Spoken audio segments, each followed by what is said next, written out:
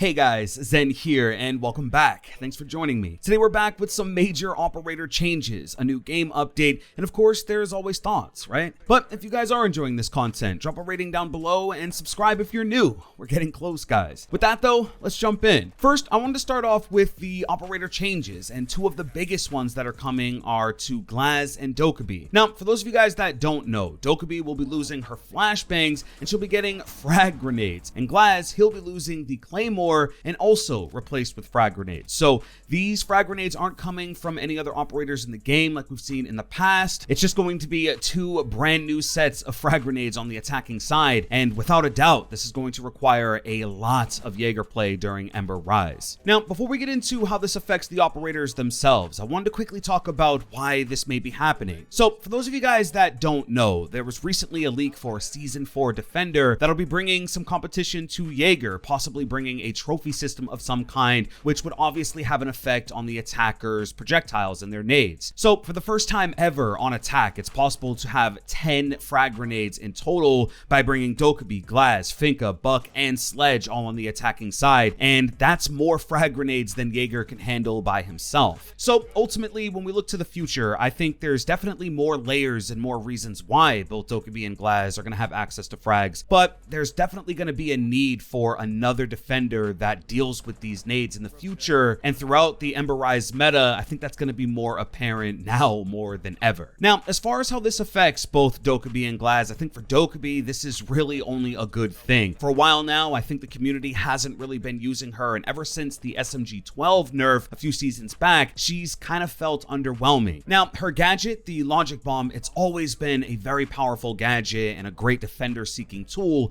but now with the frag grenades, you're going to be able to have this kind of 1-2 punch of calling up defenders, whether that's roaming or on site, and then cooking a frag grenade and tossing it at them. And because their phones are going off, it'll be tough for them to know exactly what's going on. Now, with Glaz, things get a little bit more interesting. If you do opt for the frag grenades and their fragging and killing potential, then you forego the smoke and the utility and really what makes Glaz special. So to be honest, yes, this is a big buff to this operator, and really anytime any operator gets frag grenades, it's a buff. But for Glaz specifically, I think the community will appreciate the frag grenades and it will bring more killing potential to this operator, but overall the things that make him underwhelming are still underwhelming, and it's going to be some time to see when Glaz really comes back into the limelight. But now we can move over to the title operator and talk about Warden and his big new buff that's coming in Ember Rise. They're going to be increasing the duration of use from 8 seconds up to 10, and they're also going to be lessening the movement penalty if you do decide to move slightly while seeing through the smoke, which is really only a great thing and actually buffs this operator up quite a bit. Now, I think anytime an operator is able to see through smoke, whether that's Warden, Glaz, or future operators and gadgets and abilities, there has to be a little bit of wiggle room for them to be able to move. If they are forced to stand still or sit still to be able to see through the smoke, then really they're just setting themselves up to be pre-fired. Now, if you combine this with the new deployable shield V2 that Warden's going to be getting, replacing his impact grenades, then there's going to be the ability for him to kind of duck in and out of cover behind the deployable shield, of course seeing through those slits and seeing the enemy on the other side, and still being able to see through smoke if it's there. Now, this doesn't take away the fact that Warden's still a very situational operator, and now that both Glaz and Dokkaebi, operators that previously basically only ever brought smoke to the field, now that they have access to frag grenades, it's going to be a lot less smoke overall, and I think will push Warden even further into a niche pick. Of course, there's still Jackal and Gridlock and some other popular operators that have access to smoke grenades, so it won't be eliminated completely, but frag grenades are very powerful and very valuable in the meta, and so with ranked in particular, I think you're going to see a lot more players opting for frag grenades over the smoke. So guys, Warden has finally been buffed, and I'm curious to know if you guys think it's going to make much of a difference at all for this operator, so be sure to let us know in a comment below. Now, there are more operator changes coming in Operation Ember Rise, so let us continue. Starting off with Smoke, the operator. He's going to be losing his impact grenades in favor of a deployable shield. Now, this isn't going to make too much of a difference to this operator in my opinion, because Smoke has access to one of the best shotguns in the game, so he can always use that for any breaching potential he may need.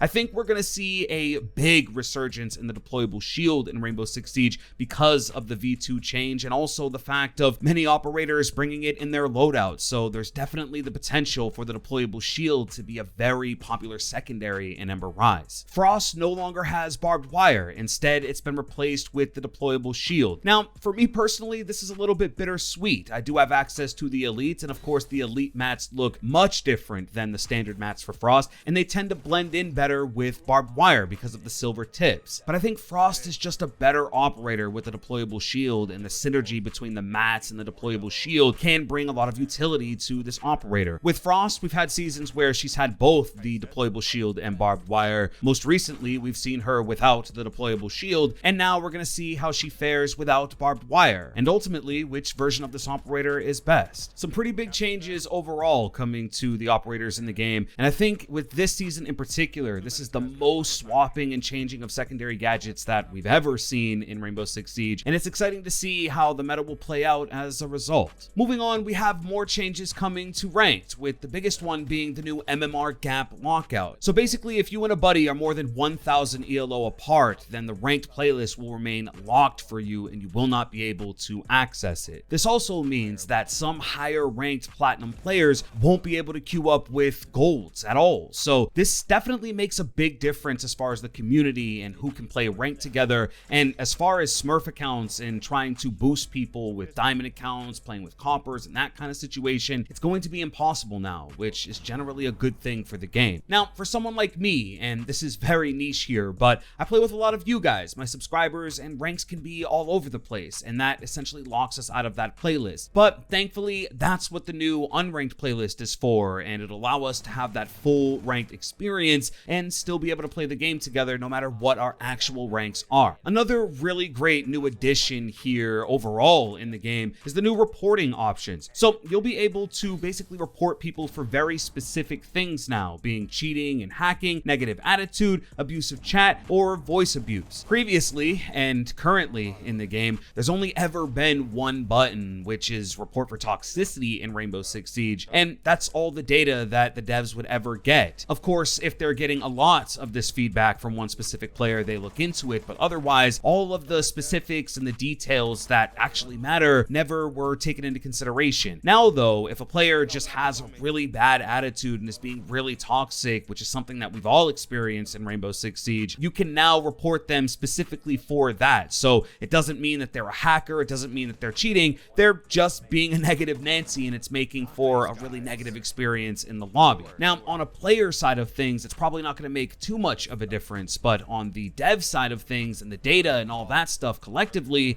I think it's going to make all the difference in the world, and is actually going to streamline the experience of either banning or sanctioning the player that's a little off the cuff. Lastly here, guys, we have some nerfs and changes and some closing thoughts. So shield operators have had an ADS time nerf from 0.4 seconds up to 0.6 seconds. So a little bit more time to aim down sight as a shield operator, which should make them a little less frustrating to play against overall. And then finally, my main Kaid's AUG has been buffed with a damage increase of 3 up to 36 from 33. Now, personally, as a Kaid main myself, I do run the TCSG shotgun. It's just an amazing weapon with access to an ACOG scope, but the AUG is a viable weapon, and especially with all of the buffs it's had over the last few seasons, it definitely holds its ground against the TCSG if you can forego some of the breaching potential and utility that the weapon brings. To this day, I still stand on the side of the fence that Kaid should probably have a third Electroclaw, but that is just my personal 2 cents. Now, after playing in the test server since launch here, this season feels very unique. No, there aren't going to be any new weapons introduced into Rainbow Six Siege, but with the new operators of Amaru and Goyo, which have just been a blast to play on a side note, and a host of big changes to a bunch of the operators in the game, this season feels fresh and unique, and like there is a lot of new content being added. All in all, I'm actually having a really great time with Ember Rise, and I think a lot of the back-end stuff, like the new reporting system and the new ranked MMR gap, are investment changes that'll go a long way for the future of the game. There's also the fact that this season could be setting up for future content, like the leaked defender that counters attacker projectiles, and how the new deployable V2 stands up, quite literally, in the meta. But that's really everything for the video, guys. Thanks for watching. Now though, I want to hear from you. Do you think this buff is enough for Warden? And how many of your friends are getting cut from the ranked team because of the lockout? Leave everything in a comment down below. If you did enjoy this video, please drop a like and subscribe with notifications if you're new. With that being said, it's been Zen. Hey, I'm out.